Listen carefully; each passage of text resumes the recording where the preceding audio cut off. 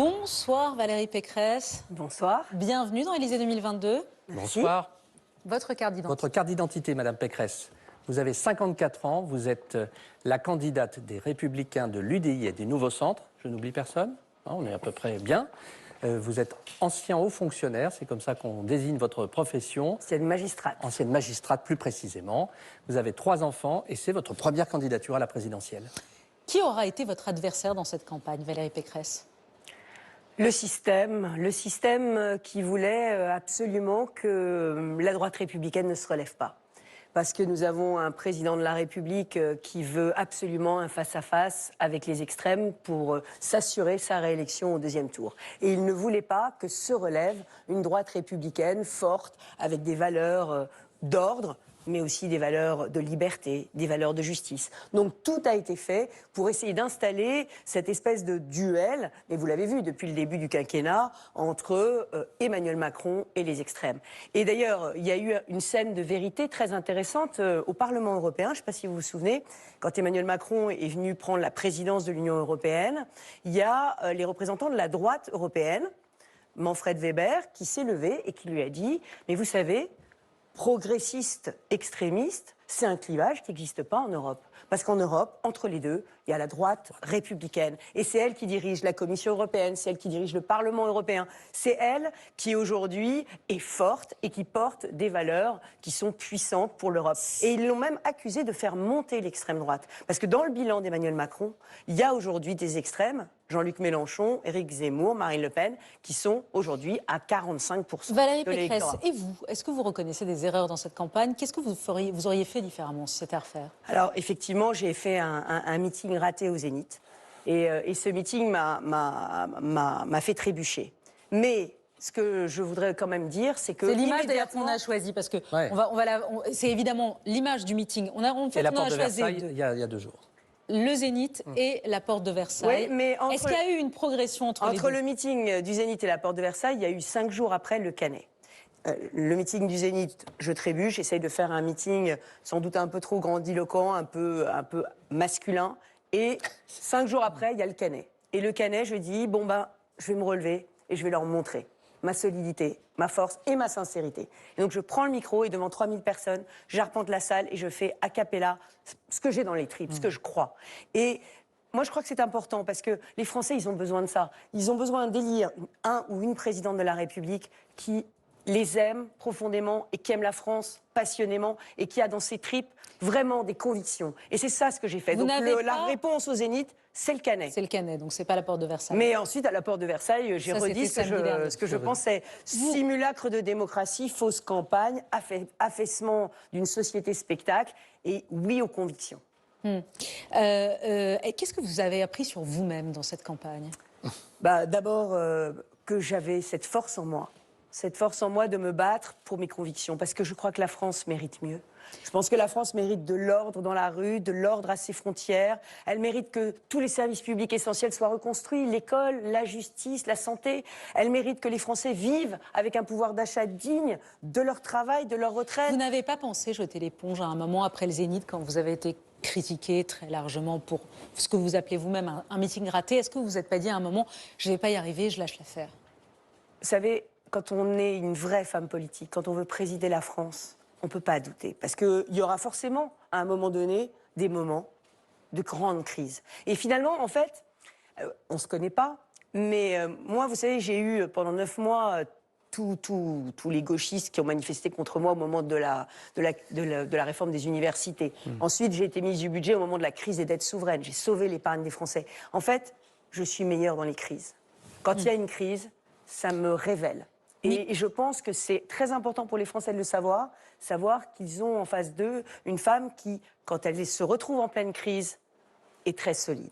Je vais vous parler d'un homme, Nicolas Sarkozy, qui ne vous a pas donc apporté son soutien et qui ne l'apportera pas avant le premier tour. Il a été hué samedi dernier, porte de Versailles, par vos militants. Est-ce que ça vous a choqué qu'il hue Nicolas Sarkozy ou est-ce que vous comprenez au fond leur déception? Ce qui s'est passé, c'est qu'en fait, c'était pas du tout voulu. À l'époque, Yann Verling le citait pour saluer justement le Grenelle de l'environnement et dire que la droite était écologiste. Et je le revendique. J'ai entendu Yannick Jadot. Les vrais écologistes des résultats, ça a toujours été la droite, hein, de Jacques Chirac à Nicolas Sarkozy, en passant par moi dans ma région où j'ai fait une écologie des résultats. C'est pas ma question. Non, mais c'est très important parce que les générations futures nous écoutent et moi, je veux pas leur laisser une dette écologique, celle que Emmanuel Macron va leur laisser. Est-ce que ça vous en ayant a fait choqué condamner la France pour une action climatique? Nicolas Sarkozy, vous avez compris. Ça choque? Mais c'était pas du tout voulu. Mais qu'il y ait eu des électeurs de droite qui soient tristes, c'est une réalité. Et toutes les personnes qui ont pris la parole après, y compris moi, on l'a fait saluer avec respect parce qu'il a présidé la France et il a été un grand président de la République et un président de notre famille politique. Mais aujourd'hui, c'est vrai, cette tristesse, elle existe. Pourquoi la nier? Nicolas Sarkozy, dites-vous, quand je pense à Valérie, je pense au sérieux. Elle connaît ses dossiers, elle fait le boulot, c'est du solide, mais il ajoute... Par moment, j'aurais préféré qu'elle ait plus de fantaisie. Est-ce qu'il ne vous a pas manqué un peu de fantaisie, Valérie Pécresse, dans cette campagne? Est-ce que vous êtes trop sage? Vous n'êtes pas trop sage? Eh bien, je vais vous dire, Angela Merkel et Margaret Thatcher n'étaient pas fantaisistes. Eh bien, elles ont défendu leur peuple, bec et ongles. Et elles ont été leaders. Et elles ont tenu. Et elles ont tenu face à la rue. Et elles ont fait la guerre. Et elles ont fait les réformes. Et moi, ce que je vais vous dire, c'est vrai qu'aujourd'hui, si vous voulez des beaux parleurs, mais il y en a plein la campagne. Si vous voulez des gens qui vous font des promesses à 250 milliards d'euros, mais allez-y, votez Zemmour, votez Le Pen, votez Macron, votez Mélenchon. Personne, aucun d'entre eux n'a financé leur programme. Moi, c'est sérieux, c'est financé. Je suis la vraie candidate. Vous revendiquez le manque de fantaisie, c'est pas grave. Je revendique aujourd'hui de rendre l'argent aux Français, de leur rendre le pouvoir, de reconstruire les services publics, de reconstruire la France dont on a besoin aujourd'hui pour être fort. Parce que vous savez pourquoi M. Poutine ne nous respecte pas et il envoie les troupes Wagner au Mali déstabiliser la France? Vous savez pourquoi M. Xi ne respecte pas la France? Vous savez pourquoi M. Biden signe des contrats avec les Australiens en n'ayant rien à faire de la France? C'est parce que le rayonnement extérieur, ça ne dépend pas des belles paroles, ça dépend de la force intérieure. Et quand on est surendetté comme l'est la France, quand on a 85 milliards de déficit commercial, quand on est désindustrialisé, quand on ferme les usines, quand les investisseurs ne viennent plus, eh ben, on n'est pas fort. Et moi, je veux renforcer cette France. Anne Hidalgo est en train de se préparer, c'est la dernière à passer dans cette première partie. Elle est en coulisses, elle arrive dans quelques instants, mais il vous reste 3 minutes de temps de parole et des questions de nos Français. Vous voulez dire quelque chose sur Anne Hidalgo, non? Non, ce que je veux dire, c'est que c'est les solutions de la droite qui sont les bonnes pour le pays aujourd'hui. C'est pour ça que Emmanuel Macron essaye de les prendre. Mais vous l'avez bien vu dimanche, c'était un moment de vérité. Il est reparti à gauche toute, le en même temps, encore et toujours. C'était samedi. Samedi. C'est pas grave. Allez, 2 questions émanant de 4 de nos téléspectateurs qui sont autour de nous. Nicolas, Gisèle, Théo ou Bertrand? Honneur aux dames, Gisèle. Gisèle, qui sera votre Premier ministre? Ah, c'est un secret. Mais ça pourra être une femme aussi. Ça veut dire que vous avez choisi déjà? Non, mais j'ai des petites idées dans la tête. Quand on dit secret, c'est qu'on a quand même une idée derrière la tête. Absolument. Allez, deuxième. Mais j'ai une superbe équipe de la droite et du centre qui sait gouverner et qui a dirigé des grands ministères et des grandes régions. Et contrairement à ce que dit Éric Zemmour, c'est Guillaume Pelletier qui a annoncé qu'il voterait pour moi si j'étais contre Emmanuel Macron, hein, je le rappelle. Donc il y a des amis d'Éric Zemmour qui voteront pour moi. Ça veut dire, vous gardez tout le monde sous pression en disant il y a plein de gens bien. Puis ça, c'est une technique classique. Mais ils sont restés, hein, parce qu'on nous avait annoncé plein de débauchages, mais ça ne résume pas la politique, le débauchage. Les convictions. Un deuxième prénom. Alors, Théo, Bertrand ou Nicolas? Théo. Théo, quel est votre film préféré? Oh, ça, c'est bien. Ah bah non, mais là, il y a des questions mais il y en a tellement. Moi, je suis cinévore, j'adore le cinéma. Ouais. Alors, mon film préféré, on va dire français. Comme vous voulez, américain. C'est Ève. Ève de Mankiewicz, All About Eve.